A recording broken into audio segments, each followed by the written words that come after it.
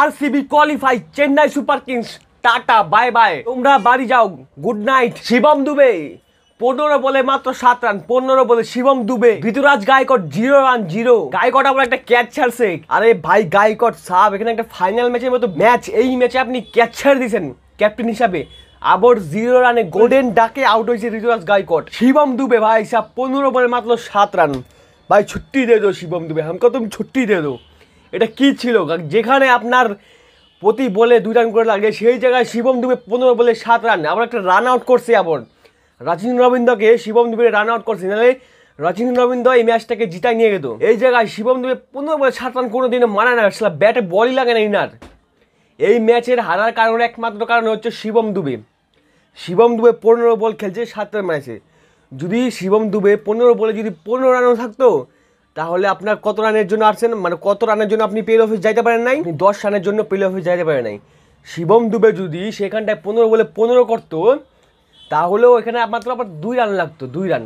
আর মহেন্দ্র সিং ধোনি যে বলটা আউট হয়েছে, ওই বলটা উনি 10 বারের মধ্যে 8 বার গ্রাউন্ডের বাইরে মারি দেবেন। 16 বল ইয়াস জায়ালের বল, এটা উনি 10-এর মধ্যে 8 বার গ্রাউন্ডের বাইরে, কিন্তু সেই দিন হয় নাই। আর MS ধোনি একটা ফ্রি হিটও মিস করছে। ফ্রি হিট মিস করছে তো করছে, যখন কিন্তু নো বলটা ছিল, যখন ফুলটা সার ছিল মুখের দিক দিয়ে, তখন শুধু ওনাকে ব্যাটটা লাগাইতে হইতো, ব্যাটটা লাগাতে চালানো হতো। সেই জায়গায় MS ধোনি ব্যাটটা লাগাইতে পারে না, মিস হয়ে গেলো। আর তারপরে MS ধোনির কাছে ফ্রি হিটও মিস হলো, এইটা একটু বড় পয়েন্ট লাগছে, কারণ MS ধোনির থেকে এইসব চিজে আশা করা যায় না। ফ্রি হিটে লাস্টের মোমেন্টে 6 লাগে, MS ধোনির ব্যাটে বল লাগে না, বলটা অত খাস ছিল না, যে বলে অন্য কেউ ব্যাটসম্যান থাকলে আসানিতে 6 মেরে হতো, কিন্তু মহেন্দ্র সিং ধোনি সেই বলে মারতে পারে না। আর চেন্নাই সুপার কিংসরা ডিজার্ভও করে না যে ওরা প্লে অফে যাবে। এখানে প্লে অফে যারা ডিজার্ভ করে সেটা হলো আরসিবি লাগাতার 6টা ম্যাচ খেলে 6টা জিতে। আর জিত তো জিত, এটা কোনো জিত কয়, এটাকে জিত বলে, এটাকে রন্দা বলে, রন্দা। একটা 40 রানের জিত, একটা 15 ওভারের ম্যাচ শেষ করে দিল, একটা 18 ওভারের ম্যাচ শেষ। এগুলো কি? এগুলো এক সাইডেড ম্যাচ জিতা।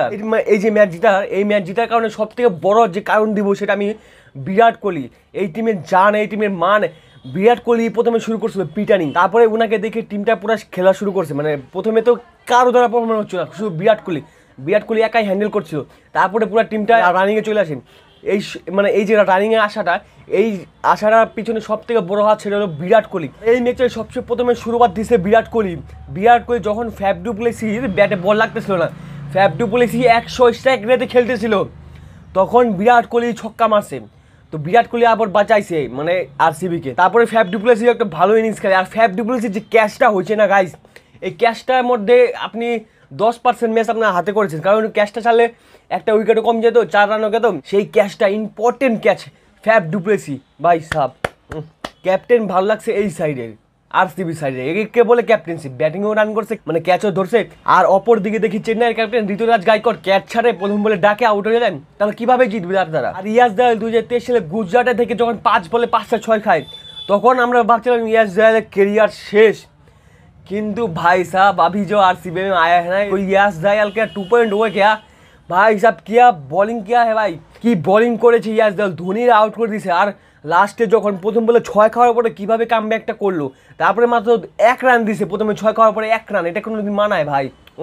ইয়াস জায়ালকে সুন্দর তালিয়া। আর আরসিবি করে গেল কোয়ালিফাই, আর আরসিবি ডিজার্ভ করে। আর ক্যামেরন গ্রিনও ভালো পারফরমেন্স দিয়েছে, ক্যামেরন গ্রিন, ম্যাক্সওয়েল, তো সবাই পুরো টিম একদম ফায়ার।